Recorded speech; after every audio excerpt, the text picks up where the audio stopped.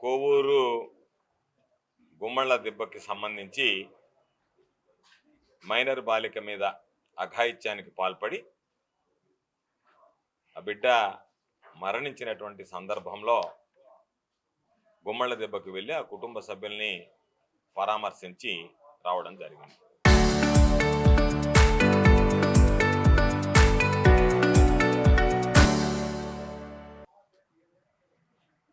అయితే కేవలం నేను వెళ్ళి పరామర్శించాను కాబట్టి, ఈ ప్రభుత్వాన్ని విమర్శించాను కాబట్టి, ఈ ప్రభుత్వం ఈ బాలిక మరణానికి నైతిక బాధ్యత వహించాల్సినటువంటి అవసరం ఉంది అని చెప్పి నిలదీశాం కాబట్టి మా మీద వెంటనే ఒక ఎఫ్ఐఆర్ నమోదు చేయడం జరిగింది.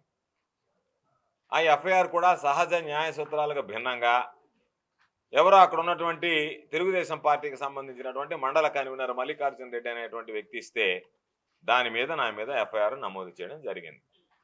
దానికి సంబంధించి ఎఫ్ఐఆర్ నమోదైంది. 14వ తేదీ 11 గంటలకి విచారణకి రావాలని చెప్పిన కూడా కోరడం జరిగింది. 14వ తేదీ నేను విచారణకు సిద్ధపడి వెళ్ళేటప్పుడే పోలీసులు వచ్చి, ఈరోజు మాకు కొద్దిగా ఇబ్బందులు ఉన్నాయి, బందోబస్తు మీద కోటప్పకొండకే అట్టా బయట వెళ్ళారు, మెన్ లేరు, కాబట్టి మీరు మరలా 19వ తేదీ 10 గంటలకి మీరు ఇంటి దగ్గర ఉంటే ఇంటి దగ్గర వచ్చి విచారిస్తామని చెప్పి నాకు నోటీసులు ఇవ్వడం జరిగింది.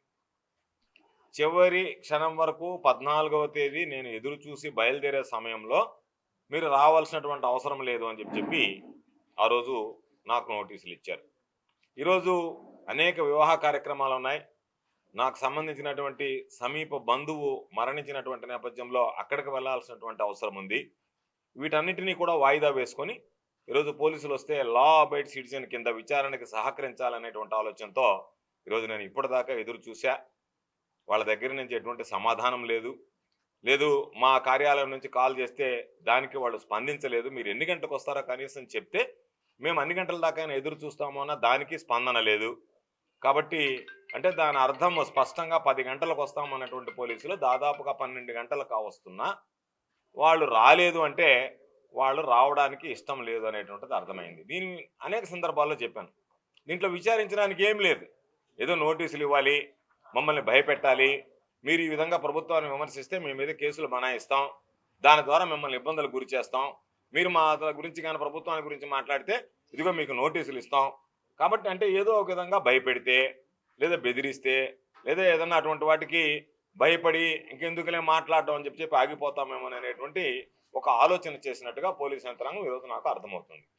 ఎందుకు ఈ మాట చెప్పాను అంటే, ఈరోజు ఒక్కసారి ఆలోచన చేస్తే నేను మీడియా ద్వారా ప్రజలందరూ కూడా తెలియజేసేది ఈ ప్రభుత్వం ఏ విధంగా పనిచేస్తుంది, జిల్లాలో పోలీసు వ్యవస్థ ఏ విధంగా పనిచేస్తుంది అనేటువంటి దానికి. ఒక ఇంటిలో ఒక దుర్మార్గం అనేటువంటి సంఘటన జరిగితే ఆ ఇంటికి నేను వెళ్ళా.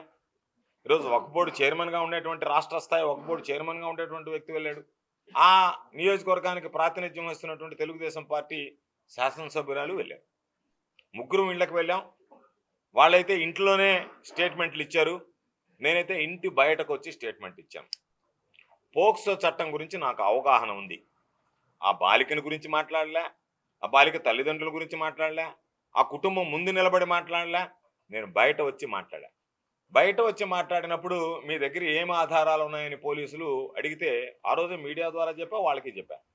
అక్కడ ఉన్నటువంటి ఆ కుటుంబానికి సంబంధించినటువంటి తల్లిదండ్రులే చెప్తున్నారు, మాకు పోలీసులు నిర్లక్ష్యంగా వ్యవహరించారు, ఆసుపత్రిలో వైద్యం అందించలేదు, దానివల్ల నా బిడ్డ చనిపోయింది అని చెప్పడం జరిగింది. ఇక్కడ గంజాయి ప్రభావం వల్ల ఇది జరిగింది అని నేను మాట్లాడటం కాదు, సాక్షాత్తు అక్కడ శాసనసభ్యురాలుగా ఉన్నటువంటి వాళ్ళు గంజాయిని అణిచివేస్తాం ఇక మీదట అని చెప్పి మాట్లాడారు. గంజాయి మత్తులో లేనిపోయినటువంటి ఇటువంటి దుర్ఘటనలు జరుగుతున్నాయని చెప్పి అజీజ్ భాయ్ కూడా మాట్లాడడం జరిగింది. కాకపోతే వాళ్ళు అధికార పక్షం, నేను ప్రతిపక్షం. అధికార పక్షం వాడు ఎక్కడ మాట్లాడినా ఏమి మాట్లాడినా పోక్సో చట్టాన్ని ఉల్లంఘించినా వాళ్ళని గురించి పట్టించుకోరు. పోక్సో చట్టాన్ని ఉల్లంఘించకపోయినా సరే ఆ యాక్ట్ తీసుకొచ్చి మాకు ఆపాదించి మా మీద ఈరోజు కేసులు నమోదు చేస్తున్నారు. నేను ఈ ప్రభుత్వాన్ని సూటిగా అడుగుతున్నా, ఆ బిడ్డ చనిపోయింది, ప్రభుత్వం ఏం చెప్పదలుచుకునింది? ఆ బిడ్డ చనిపోయింది కాబట్టి మాకు బాధ్యత లేదు, మేము బాధ్యత వహించము, మీరు మమ్మల్ని ప్రశ్నించకూడదు అన్నట్టుగా మీరు చెప్పదలుచుకుంటే ఆ మాట చెప్పేయండి. ప్రజలు మాకు అధికారం ఇచ్చారు, 5 ఏళ్ళు మేము అనుభవిస్తాం, అంతే తప్ప ప్రజల సమస్యలను మేము పట్టించుకోమని మీరు చెప్తే ఇంకా మేము మిమ్మల్ని ప్రశ్నించడం అయిపోయింది. క్లారిటీ ఇచ్చేసినట్లు లెక్క మీరు. మీరేం చెప్తున్నారు? 3 నెలల్లో గంజాయి రహిత ఆంధ్ర రాష్ట్రంగా తీర్చిదిద్దుతానని చెప్పి చంద్రబాబు నాయుడు గారు చెప్పారు. ఎప్పుడు చెప్పాడు? జూన్లో అధికారం చేపట్టిన తర్వాత జూన్ 2024 నాడు చెప్పాడు. చెప్పిన తర్వాత 3 నెలలు అదనంగా 17 నెలలు అయింది. ఇప్పుడు 20 నెలలు అయింది పాలన. నువ్వు చెప్పిన 3 నెలలు గడిచి 17 నెలలు అయింది. ఈ 17 నెలల పాలనలో ఎక్కడో హైదరాబాదు, విశాఖపట్నం, విజయవాడ లాంటి మహానగరాల్లో ఉన్నటువంటి మహమ్మారి జిల్లా కేంద్రాలకు వచ్చింది. నెల్లూరు జిల్లా కేంద్రమో లేకపోతే జిల్లా కేంద్రాల్లో ఉంది కదా అంటే ఇప్పుడు గ్రామీణ ప్రాంతాలు, కోవూరు ప్రాంతాలకు వచ్చింది. కాబట్టి మీకు సంబంధించినటువంటి వ్యక్తులే గంజాయి మత్తులో ఇది జరిగింది అని మాట్లాడుతుంటే దానికి ప్రభుత్వం బాధ్యత వహిస్తుందా లేదా? ప్రభుత్వం నాకు బాధ్యత లేదు కాబట్టి మీరు మమ్మల్ని మాట్లాడితే మేము కేసులు పెడతాం, మిమ్మల్ని మా పోలీస్ స్టేషన్ చుట్టూ తిప్పుతాం, విచారణ పేరుతో వేధిస్తాం అని చెప్పి మీరు చెప్పదలుచుకున్నారో దానికి సమాధానం చెప్పండి. రెండవది, మీరు ఏదైతే ఆ బాలికకు సంబంధించినటువంటి ఒక దుర్మార్గం అనేటువంటి సంఘటన జరిగినప్పుడు మీరు ఏ విధంగా స్పందించారనేటువంటి దాని మీద స్పష్టత ఉంది. వాళ్ళ తండ్రి మాట్లాడినటువంటి వీడియో నా దగ్గర ఉంది. ఆసుపత్రిలో మమ్మల్ని చేర్పించారు, కనీసం ఇక్కడి నుంచి తీసుకెళ్లేటప్పుడు ఆసుపత్రి వైద్యులు నా బిడ్డ పేరు కూడా రాయలేదు, గంట సేపు అక్కడ ఆపేశారు, వెళ్ళిన వెంటనే ఆ బిడ్డకు సంబంధించి కిడ్నీలన్నీ చెడిపోతే మీరు ఎందుకు ఇక్కడ తీసుకొచ్చారు, మా దగ్గరికి తీసుకువెళ్ళిపోండి అని చెప్పి మా మీద తిట్టారు డాక్టర్ అని చెప్పి మాట్లాడాడు. అంటే ఆ బిడ్డకి ఎటువంటి చికిత్స మీరు చేశారు? ఆ తండ్రి అడుగుతున్నాడు, అక్కడ ఉన్నటువంటి వైద్యులు మీరు చేసినటువంటి వైద్యాన్ని తప్పుపట్టారు అని చెప్పి నేను అడుగుతున్నా ఈ ప్రభుత్వాన్ని, నేను అడుగుతున్నా ఈ జిల్లా ఎస్పీ గారిని, నేను అడుగుతున్నా జిల్లాలో ఉండేటువంటి పోలీసుని. ఏ జిల్లాలో మీరు నేరుగా కోవూరు హాస్పిటల్లో చేర్చి, కోవూరు హాస్పిటల్ నుంచి నెల్లూరు హాస్పిటల్లో చేర్చి నేరుగా మెడ్రాస్కు తరలించకపోతే ఇక్కడేమి ప్రైవేట్ ఆసుపత్రులు లేవా? ఇక్కడ వైద్యం అందించేటువంటి పరిస్థితి లేదా? కనీసం ఆ బిడ్డ తాగించారని చెప్పి మీ ఎఫ్ఐఆర్లో ఉంది, విషయం తాగించారని నేను వాళ్ళు ఇచ్చినటువంటి కంప్లైంట్ ఉంది, అది ఎఫ్ఐఆర్ కాపీ ఉంది నా దగ్గర. మీరు ఎఫ్ఐఆర్లో రాసి ఉండే ఆ బిడ్డ విషం తాగించడం అందువల్ల మేము కేసు నమోదు చేసామని. విషం తాగించారన్న తర్వాత మీరు స్టమక్ వాష్ చేశారా? చేయలేదని మీరు ఎక్కడ చెప్తారంటే ఆ డాక్టర్ చెప్తున్నాడు, తండ్రి చెప్తున్నాడు. అది మేము అడిగేది. ఆ బిడ్డ తండ్రి ఆ బిడ్డకి సంబంధించినటువంటి వైద్యం చేయడంలో వీళ్ళు విఫలమయ్యారు అని. కాబట్టి ఈ రెంటికి ప్రభుత్వం బాధ్యత వహించదా? పేదవాడు అపస్మారక స్థితికి చేరుకొని చావు బ్రతుకులతో కొట్లాడుతుంటే ఆ బిడ్డకి సంబంధించినటువంటి దాంట్లో వైద్యం అందించడంలో ఫెయిల్ అయ్యారు. మద్యం మత్తులో పాప యువకులు ఎవరైతే ఆ బిడ్డ మీద దాడికి పాల్పడ్డారో ఆ బిడ్డ ఎంత అల్లాడిందో దాని గురించి మర్చిపోయారు. గంజాయికి బానిసలై ఆ పిల్లలు ఆ విధంగా వ్యవహరిస్తున్నారనేటువంటి దాన్ని పట్టించుకోవడం లేదు. కాబట్టి ఈ పర్యవసనాలకు మీరు కారణం కాదా? మేము మిమ్మల్ని అడిగితే మీ తప్పులు కప్పిపుచ్చుకోవడానికి నెల్లూరు జిల్లాలో ఏ విధంగా ఉంది శాంతి భద్రతలు నేను మాట్లాడటం కాదు, ఈ రాష్ట్రంలో ఏ విధంగా ఉన్న శాంతి భద్రతలు ఎవరిని అడిగినా తెలుగుదేశం పార్టీకి సంబంధించినటువంటి వాళ్ళు, కూటమి పాలనకు సంబంధించినటువంటి వాళ్ళు, చదువుకున్నటువంటి వాడు, ఇంగిత జ్ఞానం ఉండేటువంటి వాడిని అడిగితే అయ్యా దౌర్భాగ్యం ఎప్పుడు లేనటువంటి దురదృష్టకరమైనటువంటి కొత్త కొత్త సాంప్రదాయాలు తీసుకొచ్చారని చెప్పి పోలీసులకు టైం లేదు. వాళ్ళకున్న టైం అంతా వైఎస్ఆర్ కాంగ్రెస్ పార్టీ వాడు ఫ్లెక్సీ కట్టాడా దాన్ని ఇప్పండి, తెలుగుదేశం వాడు ఫ్లెక్సీ కట్టలేకుండా దాని దగ్గర నుండి కట్టించండి, లేదా గోవర్ధన్ రెడ్డికి నోటీసులు ఇండి ఇంటి చుట్టూ తిరగండి. వాళ్ళు నా ఇంటికి ఎవరు వస్తున్నారు ఎవరు పోతున్నారని తిరగడం తప్ప దొంగలు ఏడ తిరుగుతున్నారు, గంజాయి ఏడ అమ్ముతున్నారు, గంజాయి అమ్మే వాళ్ళు ఏడ తిరుగుతున్నారు దాన్ని చూసే పని లేదు మీకు. మీరంతసేపటికి మా ఇళ్ల చుట్టూ ఎవరు తిరుగుతున్నారు, ఏం జరుగుతుంది అనేటువంటి దానికి సరిపోతుంది మీ సమయం అంతా. కాబట్టి దయచేసి ఇప్పటికైనా చంద్రబాబు నాయుడిని ప్రభుత్వాన్ని కోరుకునేది మీరు మా చుట్టూ తిప్పేటువంటి వ్యవస్థను ఆపేసి మీరు కనీసం వాళ్ళ మీద దృష్టి పెడితే, వాళ్ళ మీద నిఘా పెడితే వాస్తవాలు బయటపడతాయి, దాన్ని అరికట్టడానికి అవకాశాలు ఉంటాయి. పోలీసు వ్యవస్థ నిర్వీర్యం అయిపోయింది, రాష్ట్రంలో శాంతి భద్రతలు పూర్తి స్థాయిలో క్షీణించిపోయాయి. గుమ్మల దెబ్బ లాంటి మైనర్ బాలిక మీద ఈరోజు జరిగితే మాట్లాడితే నా మీద కేసు పెట్టారు. నా బిడ్డ పూజితమ్మ దానికి సంబంధించి ఎక్స్లో మాట్లాడింది, ప్రెస్ మీట్లో మాట్లాడి ఆ కుటుంబ సభ్యులకు భరోసానిచ్చి వాళ్ళకి అండగా నిలిస్తే ఆ పాపకి నోటీసులు ఇచ్చారు. కాబట్టి మేము వీటికి భయపడము. మొన్ననే చెప్పాం మీ ఉద్దేశం ఏ విధంగా ఉంది అంటే మీరు ప్రశ్నిస్తే మేము పోలీసు కేసులు పెట్టి మిమ్మల్ని భయపిస్తామని ఆలోచన ఉంది. మీ ఆలోచనకు మా సమాధానం మీరు ఎన్ని కేసులు పెట్టినా ఎన్ని నోటీసులు ఇచ్చినా మేము భయపడము, మేము వాటిని ఎదుర్కోగలము, వాటిని తిప్పికొట్టగలము, వాటికి సమాధానం చెప్పగలము. ఆ సత్తా, చావా, దమ్ము, ధైర్యం మాకుంది. కాబట్టి ఇప్పటికైనా మీరు గ్రహించి వీళ్ళు మా మీద ఏదో బలప్రయోగం చేయడమో మమ్మల్ని ఏదో బెదిరింపులకు గురి చేసి మేము మాట్లాడకుండా మా గొంతు నొక్కాలనేటువంటి ఆలోచనని మానేసి మీరు ఎప్పటికైనా చిత్తశుద్ధితో పనిచేయాలి అని అనుకుంటే దాని మీద దృష్టి పెట్టండి. దాని మీద దృష్టి పెట్టి ఏ విధంగా లా అండ్ ఆర్డర్ మీకు తెలియకపోతే తెలుసుకోండి. మా హయాంలో జరిగింది ఇన్సిడెంట్, జరగలేదల్ల సాధారణంగా జరుగుతాయి. ఆ రోజు చెముడుగుంటకు సంబంధించి ఒక బాలిక బాత్రూంలోకి వెళ్ళి యాసిడ్ తాగించాడు. ఆ బాలిక మెడ్రాస్లో మృతి చెందింది. కానీ ఇటువంటి ఇన్సిడెంట్ జరిగినప్పుడు ఏ విధంగా ప్రభుత్వం రియాక్ట్ కావాలి అనేటువంటి దాని మీద మీరు దృష్టి పెట్టలేదు. ఆ రోజు జగన్మోహన్ రెడ్డి గారు ఆ కుటుంబానికి ఖర్చులుగా 5 లక్షలు ఇచ్చాడు. ఆ బిడ్డ వైద్యానికి ఎంతైతే అంత నెల్లూరు అపోలో ఆసుపత్రిలో చేర్పించి కలెక్టర్ గారు భరించాడు.